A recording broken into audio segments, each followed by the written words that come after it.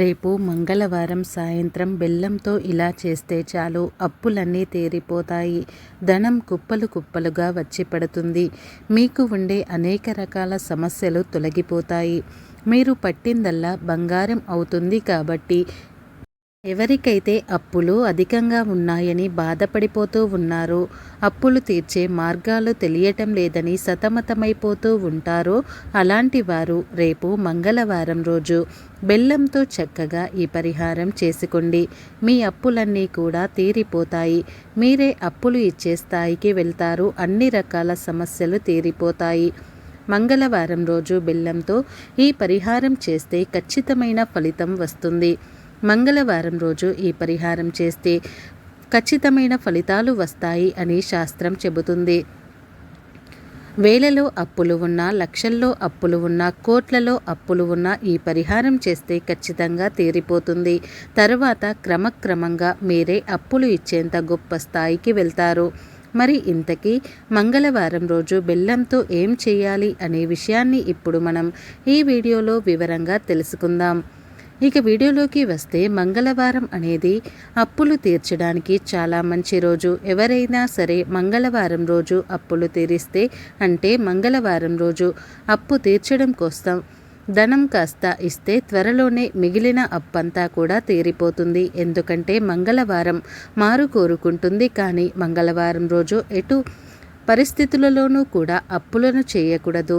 అప్పులు తీర్చడానికి మంగళవారం మంచి రోజు. అలాగే అప్పులకు సంబంధించినటువంటి పరిహారాలను అయినా సరే మంగళవారం రోజు చేస్తే చాలా చక్కటి ఫలితాలు వస్తాయి. ఈ పరిహారానికి కావలసినవి ఏమిటి అంటే బెల్లం.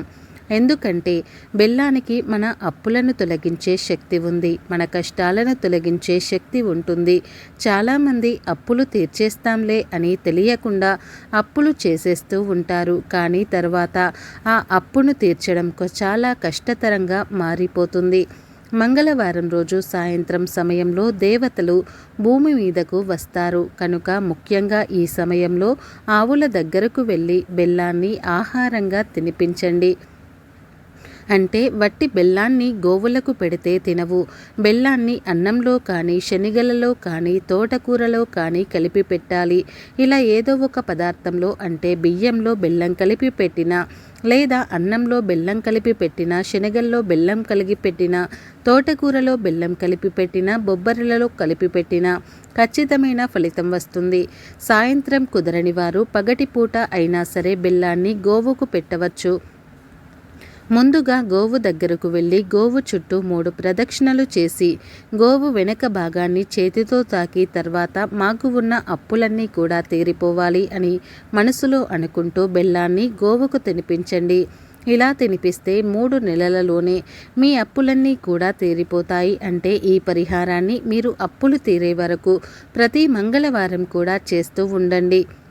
ఆ భగవంతుడే మీ అప్పులు తీరే మార్గాలను చూపిస్తాడు. తప్పకుండా మీరు అప్పుల నుండి బయటపడతారు. ఈ పరిహారం 100కు 100% ఫలితాలను ఇస్తుంది. కనుక మంగళవారం అంటే ప్రతి మంగళవారం రోజు సాయంత్రం లేదా ఉదయం బెల్లంతో ఈ పరిహారం చేయండి. కుప్పలు కుప్పలుగా ఐశ్వర్యం వచ్చి పడుతుంది. మీకు కష్టాలు, అప్పులు తీరిపోతాయి. రేపు మంగళవారం రోజు రాత్రి పడుకునేలోపు చీపురు కట్టతో ఇలా చేస్తే చాలు, లెక్క పెట్టలేనంత ఐశ్వర్యం వస్తుంది. ధనవంతులుగా మారిపోతారని శాస్త్ర పండితులు చెబుతున్నారు. అంతేకాదు, మంగళవారం రోజు చీపురు కట్టతో ఈ చిన్న పరిహారం చేస్తే మీకు ఉన్న కష్టాలన్నీ కూడా పోతాయి. అపర కుబేరులుగా మారిపోతారు. ముఖ్యంగా లక్ష్మీదేవి అనుగ్రహం లభిస్తుంది. ధన సమస్యలు పోతాయి. ధనలాభం కలుగుతుంది. చీపురుతో చేస్తూ ఉన్నాము కనుక ఈ పరిహారం వలన 100కి 100% ఫలితాలు వస్తాయి. ఎందుకంటే చీపురు లక్ష్మీదేవి స్వరూపము. చీపురు విషయంలో ఖచ్చితంగా కొన్ని నియమాలను పాటించాలి. చీపురును శ్రీ మహాలక్ష్మి స్వరూపంగా భావిస్తారు. అటువంటి చీపురును ఎప్పుడు పడితే అప్పుడు ఇంటికి తెచ్చుకోకూడదు. ఇక చీపురును ఎక్కడ పడితే అక్కడ కూడా, ఎలా పడితే అలా కూడా పెట్టకూడదు. చీపురును ఈశాన్యం మూల, ఆగ్నేయ మూలల్లో పొరపాటున కూడా పెట్టకూడదు. నైరుతి, వాయవ్యములలో చీపురు కనిపించకుండా పెట్టాలని వాస్తుశాస్త్రం చెబుతుంది. పాత చీపురు పాడైపోయినప్పుడు చీపురును కొనుగోలు చేయాలని అనుకునేవారు ఎప్పుడు పడితే అప్పుడు కొత్త చీపురును కొనుగోలు చేయకూడదు. శనివారం రోజు కొత్త చీపురును కొనుగోలు చేసుకుని ఇంటికి తెచ్చుకుంటే మంచిదని చెబుతూ ఉన్నారు పండితులు. అలా చేయటం వల్ల లక్ష్మీదేవి అనుగ్రహం కలుగుతుంది. పొరపాటున కూడా శుక్లపక్షంలో చీపురును కొనుగోలు చేయకూడదు. కృష్ణపక్షంలో మాత్రమే చీపురును కొనుగోలు చేయాలి. ఒకవేళ పొరపాటున శుక్లపక్షంలో ఎవరైనా చీపురును కొనుగోలు చేస్తే అది దురదృష్టానికి హేతువుగా మారుతుందని పెద్దలు చెబుతున్నారు. అప్పుడు చీపురు కొనడానికి ఊహించని కష్టాలు వస్తాయని అంటూ ఉన్నారు. అంతేకాదు శుక్రవారం రోజు, మంగళవారం రోజు, మహాలయ పక్ష సమయాల్లో అంటే భాద్రపద మాసంలోని పౌర్ణమి నుంచి అమావాస్య రోజుల్లో చీపురును కొనుగోలు చేయడం ఏ విధంగానూ మంచిది కాదని వాస్తుశాస్త్రంలో చెప్పబడింది.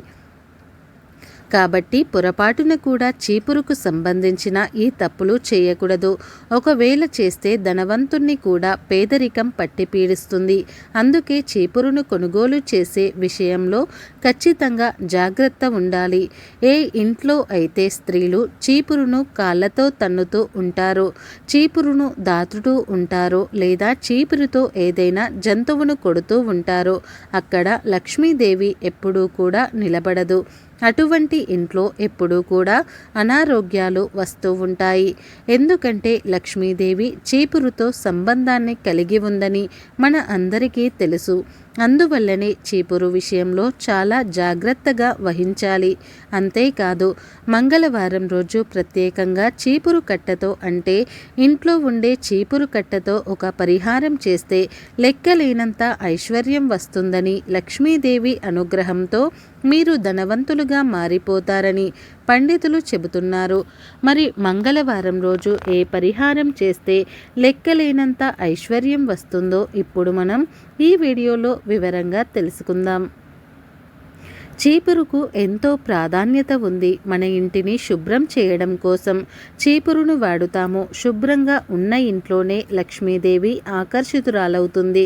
పరోక్షంగా లక్ష్మీదేవి ఇంట్లోకి రావడానికి చీపురు కారణమవుతుంది కనుక చీపురును తక్కువగా చూడకూడదు. చీపురు విషయంలో నిర్లక్ష్యంగా ఉండకూడదు. వాస్తుశాస్త్రం ప్రకారం చీపురును పూజా గదిలో పెట్టకూడదు. అలాగే బెడ్రూమ్లో కూడా ఉంచకూడదు. ఒకే చీపురును ఎక్కువ కాలం ఉపయోగించకూడదు.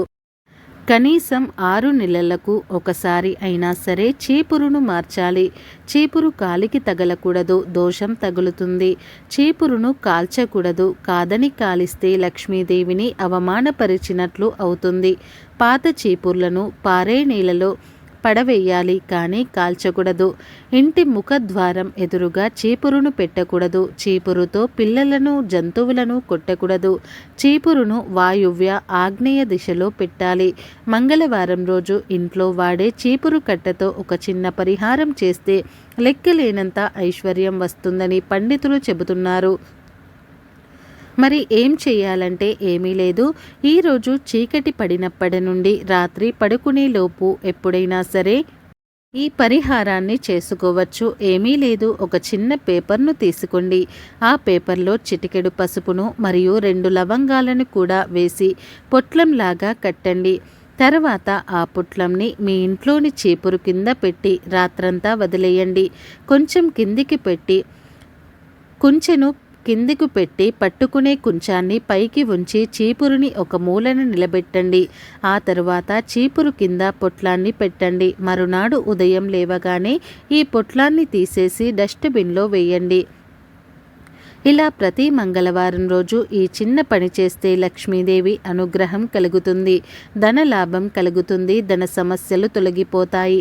చాలా చాలా మంచి జరుగుతుంది. కాబట్టి రేపు మంగళవారం రోజు చీపురు కట్టతో ప్రతి ఒక్కరు కూడా ఈ చిన్న పరిహారాన్ని చేసి లక్ష్మీదేవి అనుగ్రహంతో సకల శుభాలను పొంది సంతోషంగా జీవించండి.